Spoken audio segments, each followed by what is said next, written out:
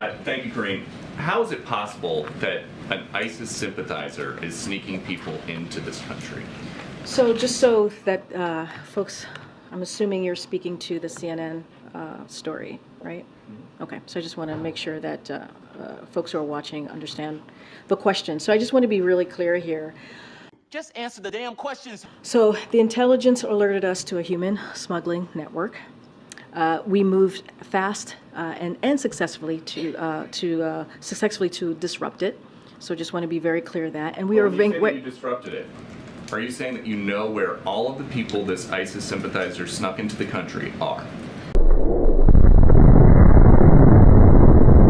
If I can answer the question, I'm sure I'll touch on everything that you want to ask me. So again, intelligence alerted us of this human smuggling network.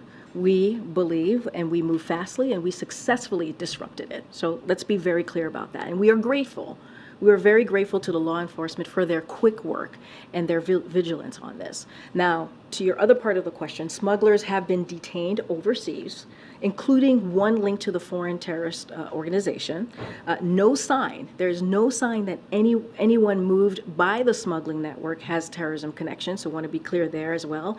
And what we were able to do as precaution, people brought here by smuggling network are being subject to extra vetting and are all in removal proceeding. And in addition to that, anyone coming across the border outside of the network who matches the profile of those in the smuggling network is subject to extra vetting, detained, and put in expedited removal proceedings as well.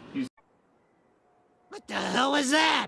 You said that there's no sign of a plot, but isn't it true that the U.S. has to be right with preventing terrorist attacks 100% of the time? They only have to be right once. So let's be very clear. I want to be really clear here. We are committed. This is a White House that is committed to making sure that we are protecting our homeland and also protecting the American people. That is our commitment. We will continue to be vigilant on that, and so want to be incredibly clear on this. And we are thankful. We are grateful for our law enforcement who acted very quickly here.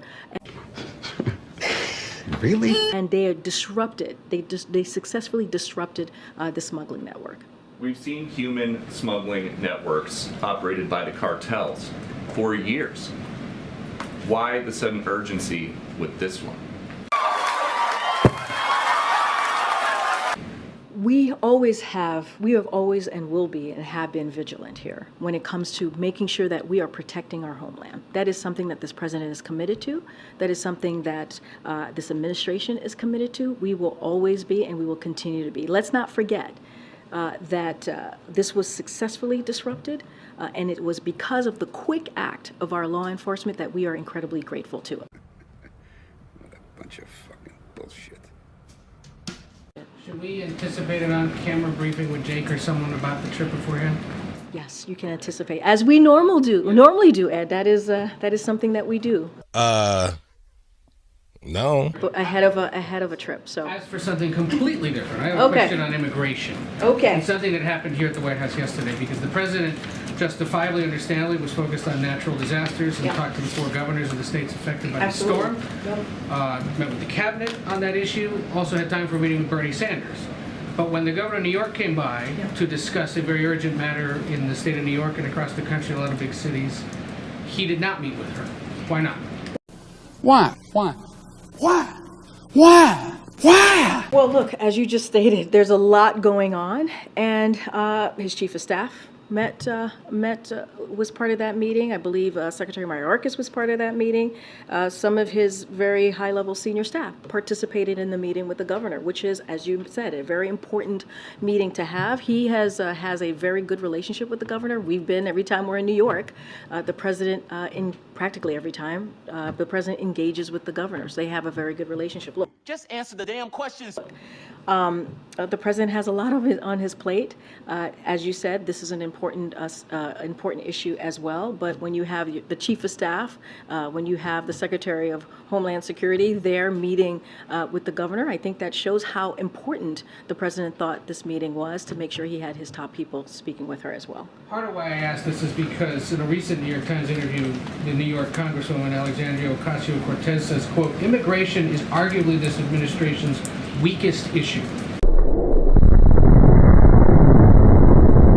This is one area where our policy is dictated by politics, arguably more so than any other. Well, I would agree with her certainly on the last part where it is dictated by politics. This is a president, and you hear me say this over and over, Ed. The first day of his administration, he put forth a comprehensive immigration piece of legislation. The first piece of legislation in his tenure as president was that. And he took it incredibly seriously and wanted to put forth a path to deal with an issue, a system that has been broken for decades upon decades upon decades. What is that supposed to mean? And while he's taking steps on his own, Republicans have made this an incredibly political issue. They have turned this into into political stunts that we have seen over and over and over again. And so the president has asked and has said, hey, let's do this in a bipartisan way. Here's the funding that we would need to actually try to fix what's going on and to work on what's going on on the border. And they refuse. Oh, shit. Here we go again. They want to make it, they, meaning Republicans in Congress, want to make it a political issue. Look, the president has done what he can from here, from the federal government, from the White House, to put forth and manage our border in a safe and humane way to respect the dignity of every human, as he says all the time, and making sure that our communities are safe. And you have seen him do that. But the system is broken. We want to do this in a bipartisan way. Republicans refuse to do that. What a bunch of fucking bullshit. From the Congresswoman that the White House hasn't taken up recommendations from fellow Democrats on how to deal with this issue more through executive action or otherwise because of concerns of how Republicans might react, you would say what? I would say this. The president has done more to secure the border and to deal with this issue of immigration than anybody else. Oh, right. He really has. June saw the single largest month-to-month drop in unlawful border crossing because of the policies this president put in place. We've got a record number of federal agents and officers, more than 24,000, working to secure the border because of the funding this president secured. We brought 21 world leaders on the West Coast, as you all remember, together for the first time to deal with this issue in a regional way.